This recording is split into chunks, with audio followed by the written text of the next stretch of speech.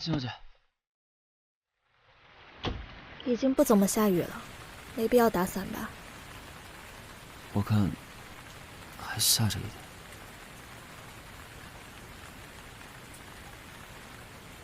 先回家吧。等一下，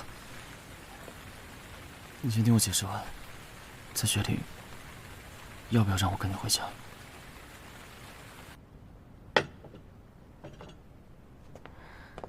来，喝水。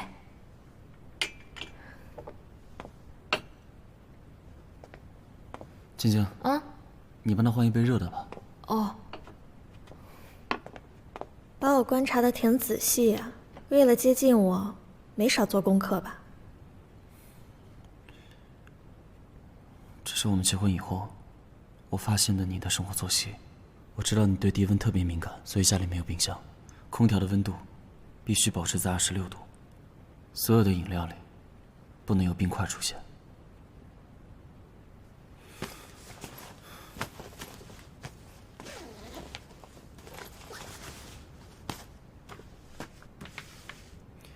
如果当初我没有弃权，直接把材料送上去怎么办？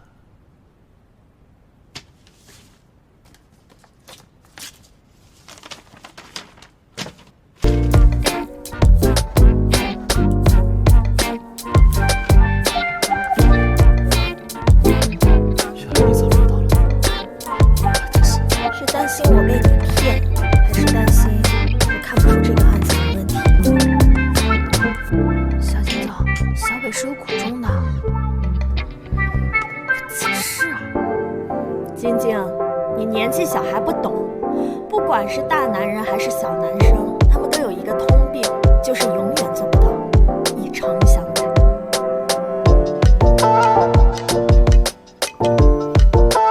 在整件事情还没落实之前，我确定你会相信我。但我为了让顾家那两个兄弟彻底相信我接近你的目的，他们才会孤注一掷去竞标。现在他们负债累累，等过段时间那块地的问题显现，他们就会主动来找我出让股权，我也就能完全收回我母亲的产业，替我妈妈守护好她所有的心血。没有提前告知你这些，对不起。那你现在实话告诉我，你到底是从什么时候开始接近我的？是我出现在顾家那一天，还是酒吧外巷子的偶遇？其实从你一开始出现在酒吧，我就在找机会靠近你。顾从北，你还真是处心积虑。你相信一见钟情，就算没有这件事，我也会。什么一见钟情？你当我是17岁高中生吗？会相信一见钟情这样的鬼话？鬼话！当初你让我跟你结婚，你说我对我是一见钟情。难道你是为了骗我跟你结婚，随口胡说的一见钟情？什么叫我骗你跟我结婚？我是正儿八经跟你求的婚，你也自己亲口答应了的。哦，那要说骗，你没骗过我吗？我对你隐瞒部分事实的原因，是因为我相信这件事情不会对你造成任何利益上的损失。晶晶，你过来。你看清楚男人这副自以为是的样子。还有，要是以后哪个男生跟你说他对你一见钟情，你千万不要信。对，以后哪个女生再对我说什么一见钟情，我也不会再信。你都跟我结婚了，你还要听哪个女生跟你说一见钟情啊？等一下，你们不是该好好谈一谈开发案的误会吗？怎么会扯到一见钟情呀？一见钟情重要吗？重要。哎，小金总，小金总，你消消气，小金总。小金总，你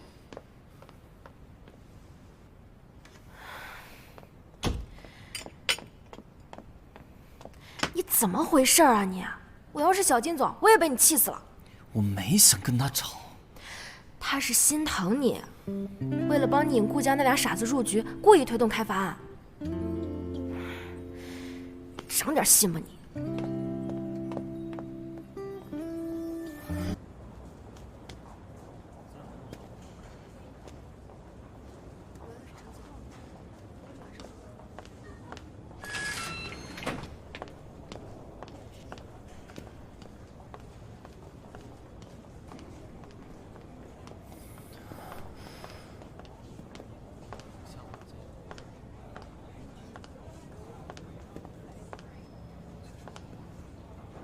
找我有事儿？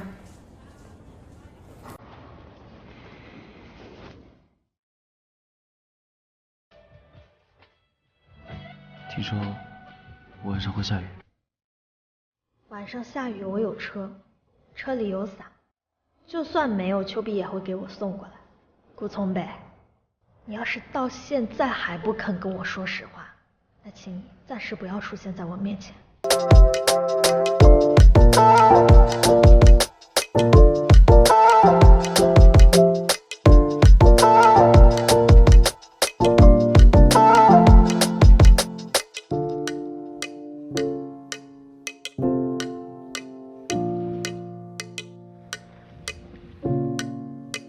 小金总，你怎么还不回去啊？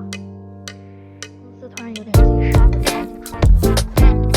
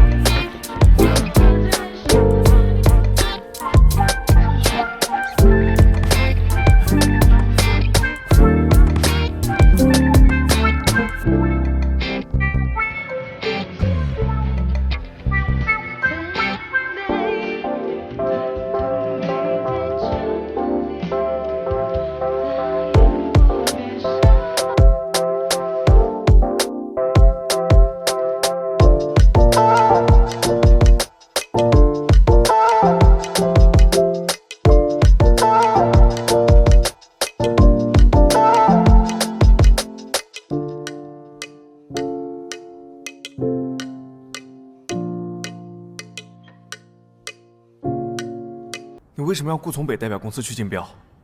现在他放弃竞标了，这所有的后果谁来承担？没有后果，也不需要承担。金荣荣，你在感情用事。金西辰，你在自以为是。